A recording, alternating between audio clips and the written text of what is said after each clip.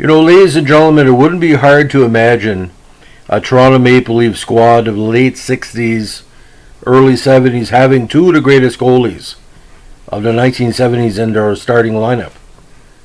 Bernie Perron, for obvious reasons, they let him go. And he let this guy go by not protecting him, and he became the most respected and probably the best money goaltender of his generation.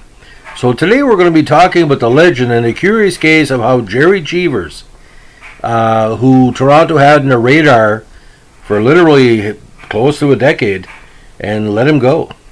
So Gerry Cheevers, who is actually turning 80 this year, was inducted into the Hockey Hall of Fame in 1985. Now born in the beautiful Ontario community of St. Catharines. He played in the NHL and WHA between 61 and 1980. Now Cheevers played in the NHL until the 1973 season when he jumped into WHA for the Cleveland Crusaders. Now his time in the NHL included 2 Stanley Cup victories with Boston, which led, of course, to a coaching career, but we'll get into that very soon. Now, Cheevers' hockey career began in 1956 at the age of 16 when he would start playing for the St. Michael's Majors of the Ontario Hockey Association. Now, with the Majors, he was also splitting time with St. Michael's Midget Squad. Now, St. Michael's, he played on and off for 5 seasons between 57 and 61. His best season, statistically, had to be his 1960 season when he won 18 games and 36 starts with a 3.08 average with 10 goals in the playoffs with a 3.3 average. So he was showing great promise in what was called then the Toronto system. Now, the Maple Leafs had his rights, but left him unprotected when the Bruins drafted him in an interleague draft in 1965. Now, in that 65 campaign, he won 48 games, and leading Rochester to their first ever Calder Cup championship.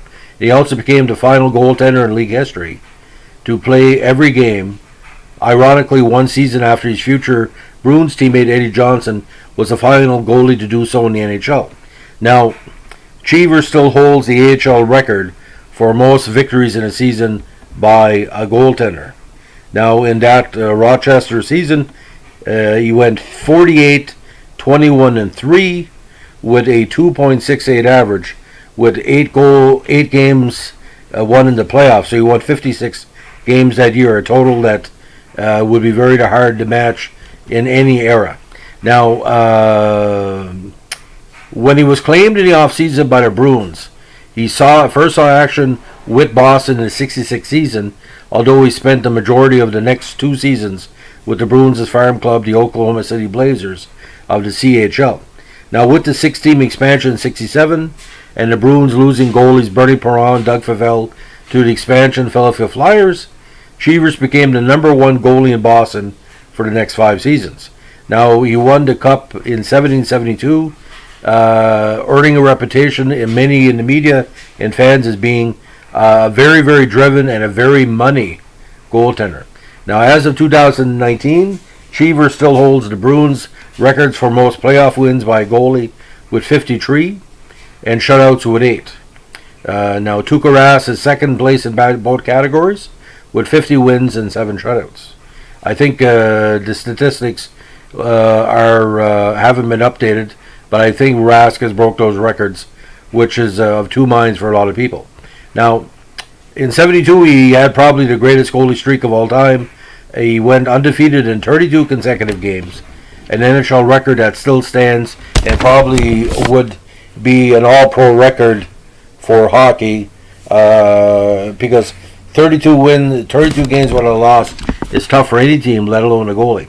Now, in the fall of 72, due to failed contract negotiation with Boston, he jumped to the fledgling WHA, where he played 3.5 seasons for the Cleveland Crusaders. He made the first All-Star team in 73 and second All-Star team in 74 and 75. Now, he also played internationally for Canada by starting 7 of the 8 playoff games for Team Canada in the 74 Summit Series. Now, he missed Game 3 to attend the funeral of his beloved father. Now, Cheevers did return to Boston during the 76 season, after a financial dispute with the Crusaders' management on a new contract. In the 80 season, Cheevers and Gilbert were runners-up for the Vezina Trophy, which was won by Buffalo's Don Edwards and Bob Sauvé. But due to Gilbert's emergence as a number one and other Boston Bruin goalies in the pike, he decided to retire at the end of the season. Now, Cheevers had a career NHL goals against average of .289. He had 230 wins, played in 419 games, and registered 26 shutouts. He is second in WHA history in career goals against average and shutouts, even though he played during only half of the league's existence. Now, if one combines both their NHL and WHA stats, Gerry Cheevers is ahead of Mike Louis and Bernie Perron in regards to total major wins. Now, Cheevers, again, inducted in the Hockey Hall of Fame in '85, and is one of the few goalies in the Hall to have never been named to the All-Star team or won the Vezina Trophy. Now, Cheevers had a roaming style in the net, which is kind of picked up upon by some of the modern goalies. He was not afraid to stray away from the crease, to cut down the shooter's angles, or act as what is now called a third defenseman. He was very aggressive with opposing players who strayed into or near the crease, and was not afraid to hit opposing players with his goalie stick if they got too close to the crease. Now, he was not predominantly a stand-up goalie, but Cheevers could often be found on his knees or even his side, sort of like a Hasek style. This flopping style, while playing for Rochester during the '63 season, drew ire of Americans coach Rudy McGay, who had Cheevers practice without his stick, thus require him to rely more on using his body and his pants. Now, his mask was also a big part of his personality, because for every time he would take a shot to the face, he would add a stitch. Now, the distinctive stitch pattern mask started when a puck hit him in practice. Now, Cheevers never wanted to miss an opportunity to skip out of her practice, went to the dressing room. Bruins coach Harry Sinden followed him to the dressing room, where he found Cheevers enjoying a beer and smoking a cigarette. Annoyed, Sinden ordered Cheevers, who wasn't injured, to get back on the ice. In jest, John Frosty Forstall, the team trainer, drew a stitch mark on his mask, which moves the team. After that, any time he was struck in that way, he had a new stitch mark drawn on the mask.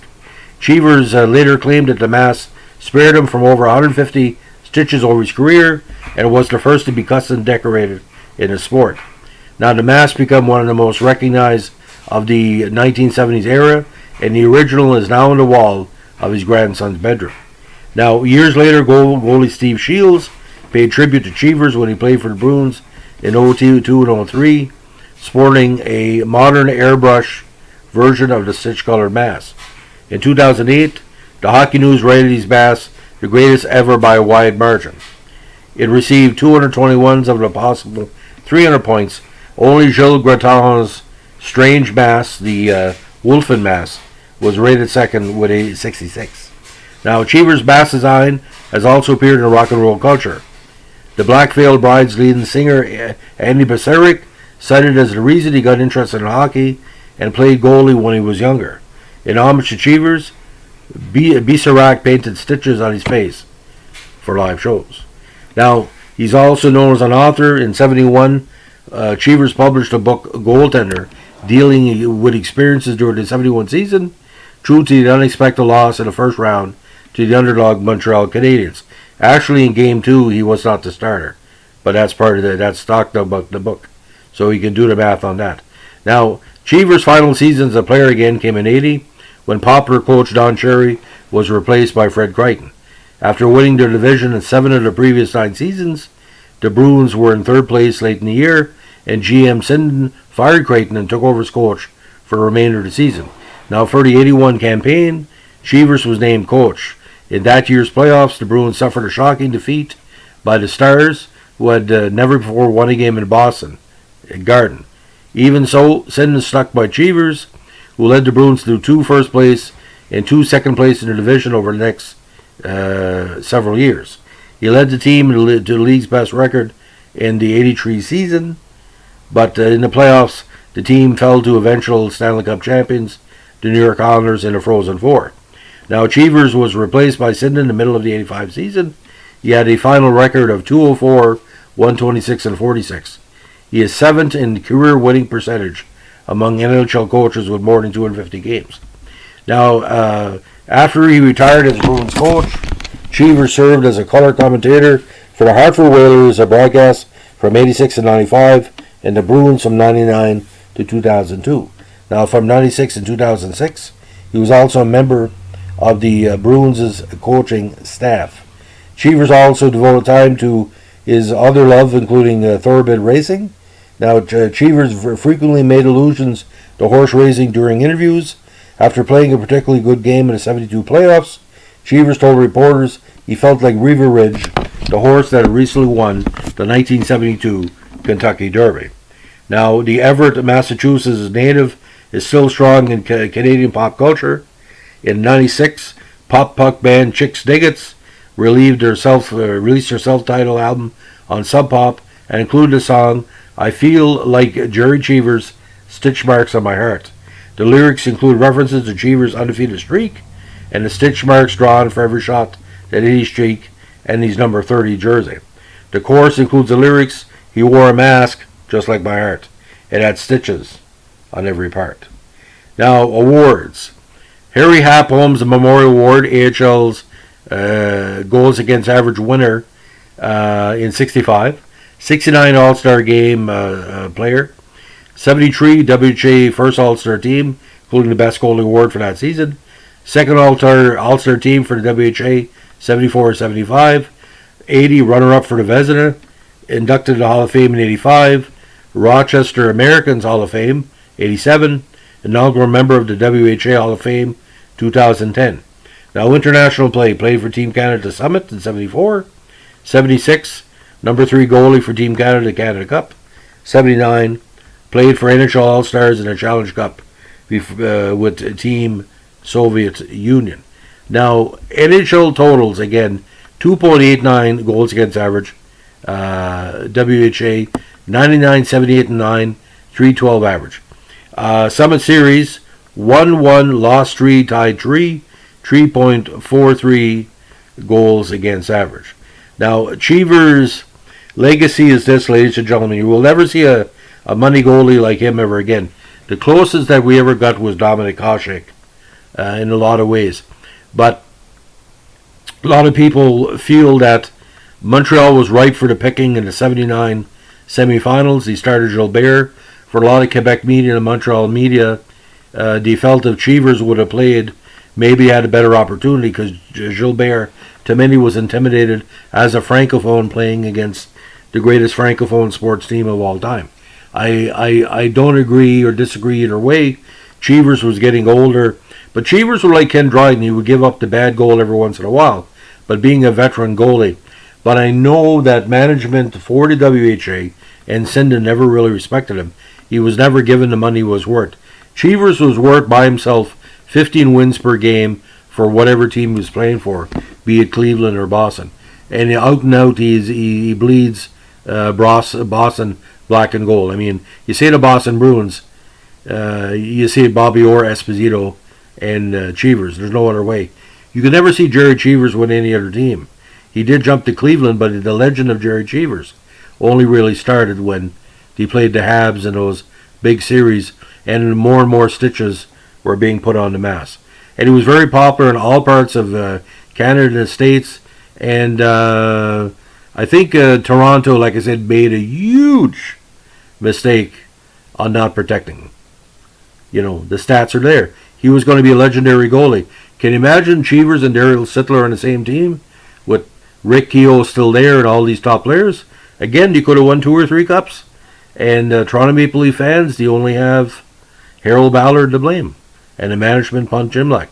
Terrible decisions, terrible management decisions. And, getting rid of Dave Keon was the last straw. But we'll talk about that in different podcasts. Have a good day. Bye.